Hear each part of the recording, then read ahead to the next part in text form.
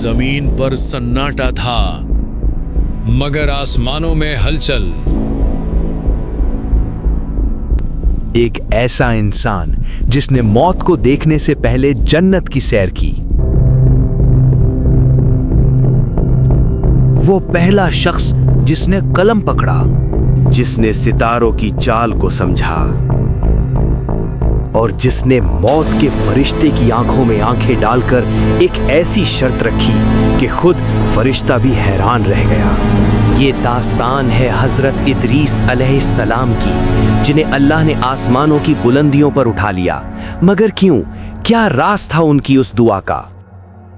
दुनिया की इब्तिदा के कुछ ही अरसा बाद इंसानियत दो रास्तों पर बट गई थी।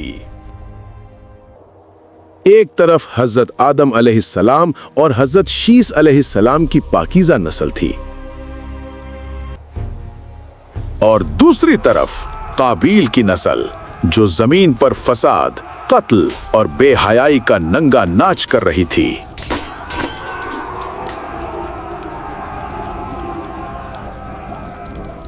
काबील की नस्ल ने शैतान के बहकावे में आकर मौसीकी, शराब और शिर्क को अपना लिया था।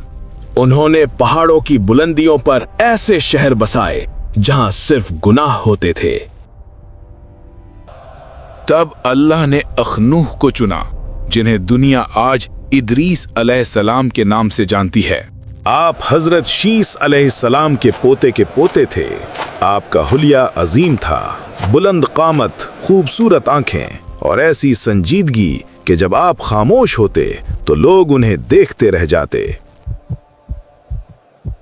दुनिया हजरत इदरीस अलैहिस्सलाम को सिर्फ एक नबी के तौर पर नहीं, बल्कि पहले आलिम के तौर पर जानती है।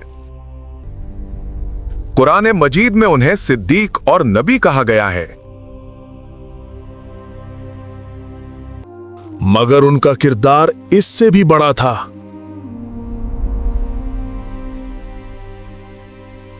क्या आप जानते हैं कि इंसानियत ने पहली बार कलम कब उठाया?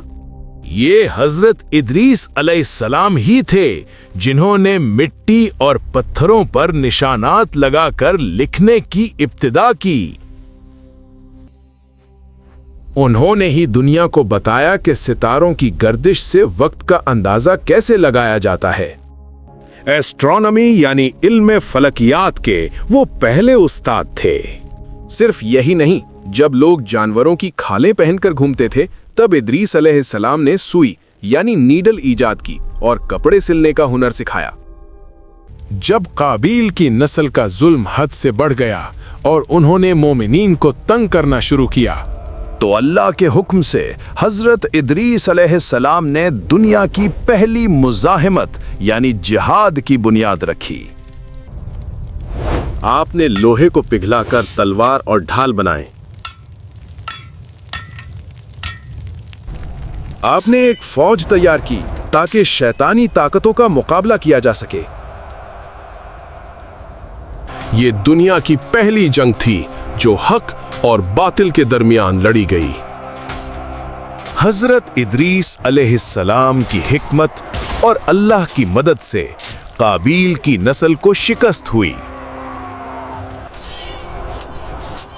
मगर आपका दिल दुनिया की जीत में नहीं, बल्कि आसमानों के राजों में अटका था।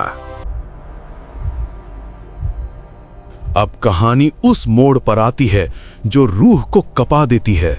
हजरत इदरीस अलैहिस्सलाम की इबादत का ये आलम था कि हर रोज उनका इतना सवाब आसमान पर जाता जितना पूरी दुनिया के लोगों का मिलकर भी नहीं होता था।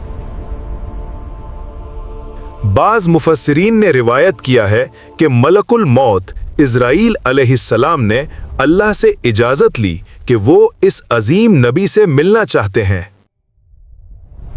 दोनों की मुलाकात हुई।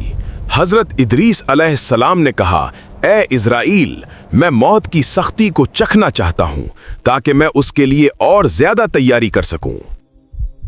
अल्लाह के हुक्म से मौत के फरिश्ते ने उनकी रूह कब्ज की और फौरन वापस लौटा दी।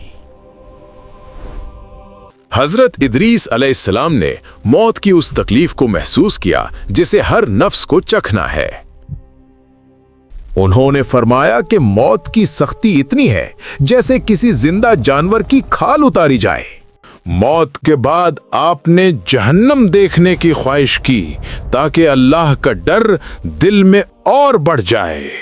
तफसीर इब्ने कसीर में जिक्र मिलता है कि जब आपने वहां का अजाब देखा तो आपका दिल लरस गया। फिर अल्लाह ने उन्हें जन्नत की सैर कराई। वहां की खुशबू और सुकून देखकर आपने अल्लाह से दुआ की कि उन्हें वही मकाम अता किया जाए। सही मुस्लिम की हदीसे मेराज इस बात की सबसे बड़ी गवाह है कि जब प्यारे नबी सल्लल्लाहु अलैहि वसल्लम आसमानों पर गए तो उन्होंने हजरत इदरीस अलैहिस्सलाम को चौथे आसमान पर पाया।